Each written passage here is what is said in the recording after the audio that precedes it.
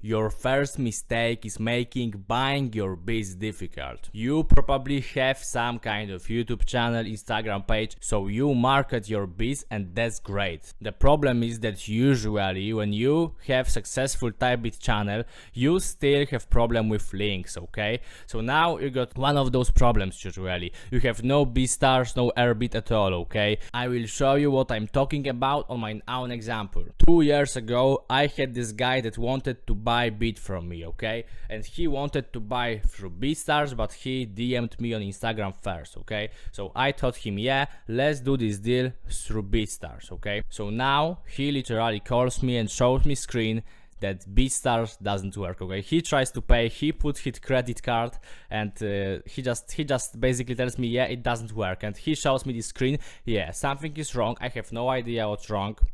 I didn't set up my BeatStars properly, and now he couldn't buy beat from me, okay? There was no way he could buy that. He was clicking like 5 times into this credit card. He could not buy that, okay? So he literally, and okay, so 1 hour later, he just basically DMs me, yeah, my mom took her credit card and now I can't pay. So generally, I lost 40 bucks on this deal because he never bought, okay? He never bought this beat. He just basically, like, you know, he lost interest. He thought that there is no way to buy beat from me. You need to set up your process of selling properly, okay? There can't be any problem with buying beat from you, okay? Usually you have one of those problems, okay? So you got no link to your BeatStars, to your Airbeat. Generally to your BeatStore, there is no way to connect with you to buy beat from you directly. You have no BeatStars, no BeatStore at all, and that's even worse because now somebody wants to give you money, but he can't. Maybe he doesn't like to go into your DMs, and maybe your DMs don't work because this is also the case. So your DMs are off. I had my DMs off for half of the year easily. I'm thinking, what the fuck, okay? Literally, I had no idea that no one could actually DM me. Only I could DM people. I didn't notice that because, like, you know, there was no. I just there was no way of noticing it, okay? Because just people were DMing me and they had this notification that, yeah, Mordalski can't just read your DM because his DMs are basically off, okay? Like, you know, and with our conversion ratio, considering the fact that I had, like, you know, at least few DMs a month, and most most of DMs were sales for me, so I probably lost hundreds of dollars or thousands of dollars at that point. That's crazy, okay? That's really crazy. So remember, check if your DMs work, and just answer for your DMs, check your DMs, generally don't sleep on your deals. To sum it up real quick, you need to have some kind of BeatStore. Your BeatStore has to be set up properly, so your PayPal has to work, your DMs should be on, and the most important, put your goddamn links in the description of your video on YouTube or in the bio of your Instagram, because in the other case you will lose money every day, okay?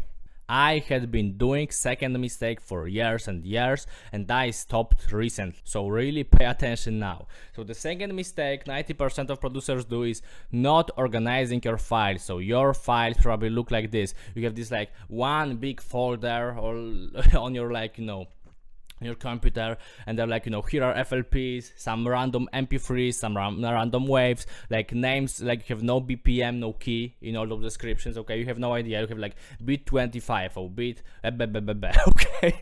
Generally you have some random names, and then you can't find anything in those folders. You probably think that, yeah, I can anyway find some things if I had to. Yeah, you can, and I used to do that also, but I think that literally gathering beats for packs from those kind of folders, like organizing all those files for BeatStars, then for selling them, and for sending packs, it generally took more time in a lot of my days of work on this than producing.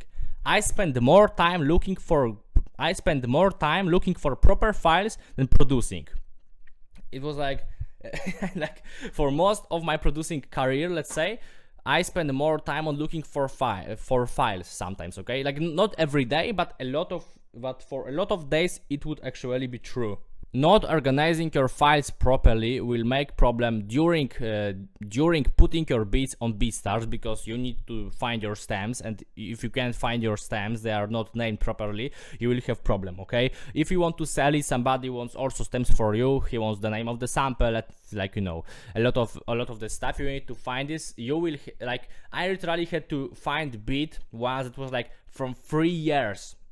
It was 3 years ago I made this beat, and now somebody wanted to buy it. I was looking for that. I like January, honestly, no less than 3 hours. 3 hours looking for one stupid beat. Okay, so remember, it seems like organizing your files is not necessary, because yeah, you can find them anyway, because you will just search .mp3 and you will find them. Yeah.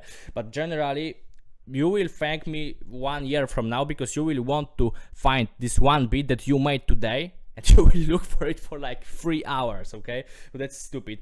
And the most problematic thing was not organizing my MP3s. So then I couldn't find even beats to sending out packs. So I wanted to send out the pack of my new beats, but they were exported in some random places. I couldn't find them, or some of them were not exported at all. I knew that this week I made like 5 nice beats, but I couldn't find them. But sometimes they were not exported, or they were exported and were just in some weird place on my computer, so I couldn't find them anyway. Okay.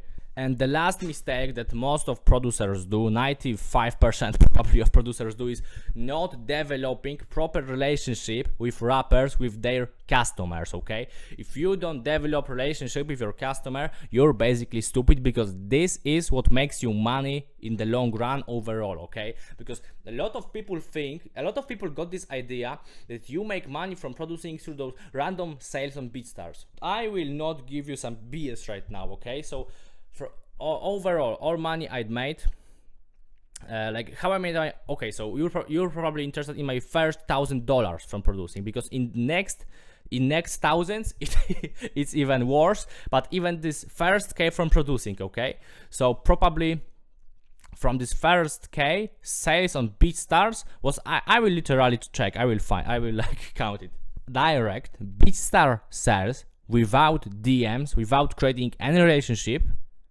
$60 of my first $1,000, $60, because I did few transactions through BeatStars, but it was generally the thing that I was just talking with this artist, and we just made a deal that yeah, just buy it on BeatStars, it will be the best for both of us. Okay, we don't trust each other this much, so maybe not through PayPal but through BeatStars. So it was the case for like a little bit more, but those direct sales without my effort of, like, you know, talking to artists, developing relationship, giving some kind of a deal, $60 from 1,000, man, it's 6%. It's 6%. I made more than 10 times more by developing relationship with artists. Okay, so if you want to know more about developing this relationship and monetizing your customers as much as possible, you can check out this video from me.